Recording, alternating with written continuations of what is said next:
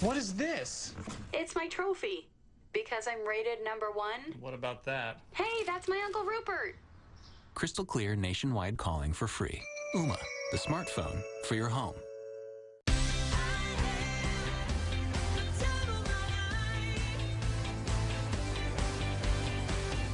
Now get a $350 airfare credit plus save up to 65%. Call your travel agent or 1-800-SANDALS. Certain restrictions apply. Senate is voting right now on a bill that would kill the House amendments, more Capitol Hill ping-pong. I want to bring in Congressman Sean Duffy. He's on the Budget Committee. Welcome to you, Congressman. Tell me, what is your view about what is happening right now? Are you proud of the fact that the renegade element, as some are calling it, the Republican Party, leading us all into a government shutdown? Well, a couple things, Piers. First, I want to keep the government open. But we've moved over the last week. We first had a defund Obamacare bill.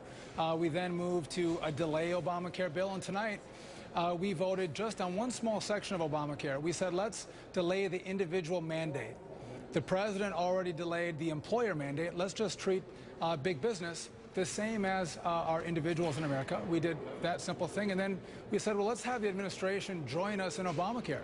If they think the bill is so great, we shouldn't just have congressmen and women in Obamacare. We should have the administration with us. But with the greatest respect, though, given that not only the President of the United States today has made it clear that he was re-elected, and everyone had their chance then to make a determination about his key policy of Obamacare. But John Boehner said after that election was won by Barack Obama that it was a legal mandate from the electorate. That's why he got re-elected. And obviously you couldn't then just go against it. And suddenly, apparently it's okay for you guys to just paralyze the government of the United States and make the whole world laugh at you. And I say to you again, do you take pride in what you guys are doing tonight? Because it is a ridiculous state of affairs, isn't it?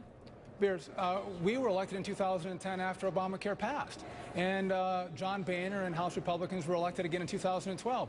But I want to go back to a point you made. This bill passed tonight with bipartisan support. 9 Democrats joined us in passing this bill to send to the Senate, and some of the most conservative members, Michelle Bachmann, Steve King, Louis Gohmert, they didn't vote for this. So this is kind of a middle part of the conference that passed this bill and sent it to the Senate because it's really reasonable. And listen, if the Senate is going to hold out and say, we're not willing to include the president and his staff in Obamacare, or we're not willing to treat individuals in America fairly and equally, just the same as big businesses who stormed the Hill with money, going to the White House and Congressman's office, and they got an exemption for that, that we're not going to treat individuals fairly just like big business? That's not right. I've got a poll for you. I've got a poll for you, Congressman. 69% of Americans believe that Republicans in Congress are acting like spoilt children. What is your reaction to that? Well, listen, I mean, some Americans might have disagreed with us trying to defund Obamacare. But tonight, Piers, do you disagree that the administration shouldn't be in Obamacare? They think it's a great law. You have to agree they should be in with us. No, that's one simple part. No, but then... What I believe... Do you think that... No, Piers... But what is worse, Congressman, what I believe is, of course there are issues with Obamacare. It's a massive program, and those issues should be explored and debated, and I'm sure it will be amended several times. However, the idea that a small group of Republicans have decided to simply shut down the government over this is a shameful dereliction of your duty.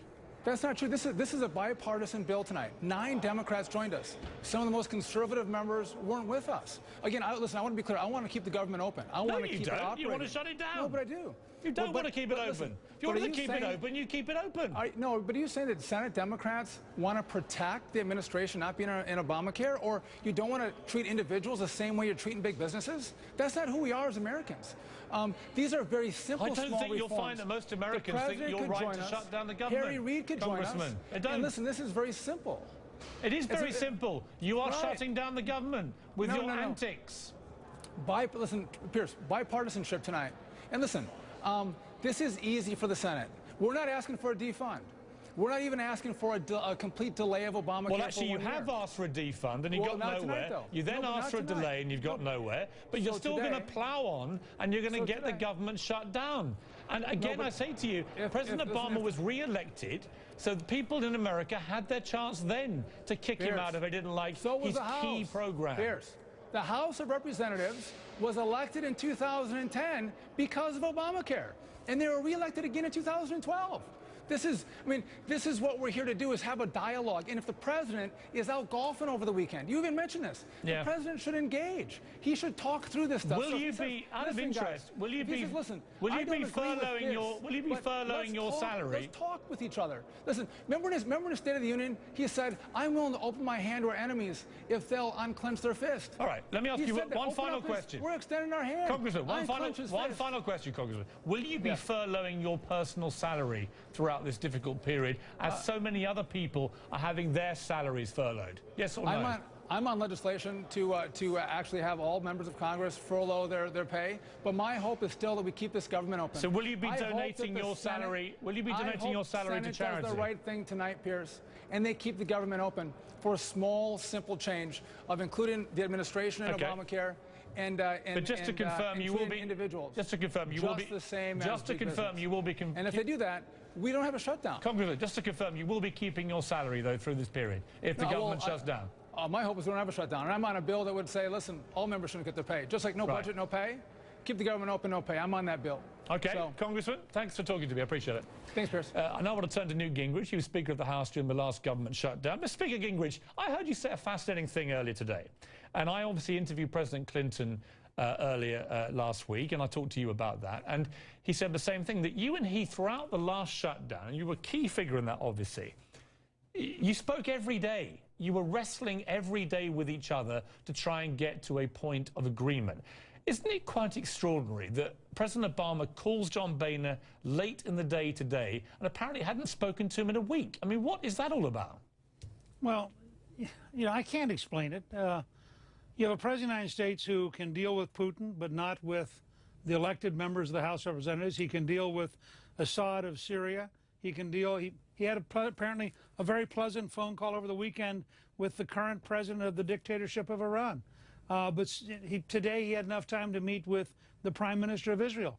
And in all this process, what does he do? He makes 3 partisan speeches attacking Republicans, and then today he goes into the White House press room to make another attack on Republicans. I mean, there is, to the best of my knowledge, 0 real communication between the Republicans, who do represent the majority in the House of Representatives, and the President of the United States. And I think it's a bizarre moment. But what about the lack of communication between senior members of the Republican Party and the Ted Cruz brigade, who seem hell-bent on shutting down the government? There seems to be a more moderate streak in the party. The party itself appears to be being ripped to pieces tonight. Oh, no, the party's not being ripped to pieces. No?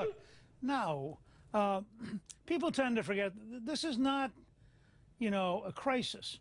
We had 12 shutdowns. A government shutdown isn't a crisis, Mr. Speaker? Let me finish, Piers.